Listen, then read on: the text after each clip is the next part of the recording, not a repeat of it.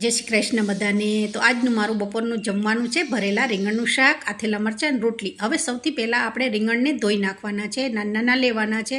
મસાલો કર્યો છે, મસાલામાં સિંગ, તલ, લસણ ને આ રીતે બધો મસાલો ખંડી લેવાનો છે। ખંડાઈ જાય પછી આ રીતે મસાલાને અંદર ભરી દેવાનો છે। થોડોક બચે તો તમે વઘારમાં નાખી શકો છો એ મસાલાને।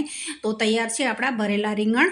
અને હવે આપણે તેલ નાખ્યું, રાઈ, ડુંગળી, લસણ, ટામેટા બધું સતરાઈ જાય પછી થોડોક ઉપરથી ગ્રેવીના ભાગનો મસાલો કરવાનો છે। હવે થોડું પાણી નાખી અને આ રીતે આપણે મસાલાને પકાવવાનો છે। હવે રીંગણને 10 મિનિટ માટે આપણે થોડાક ચેડવવાના છે, કારણ કે રીંગણ કાચા છે તો આપણે વરાળથી બનાવવાના છે।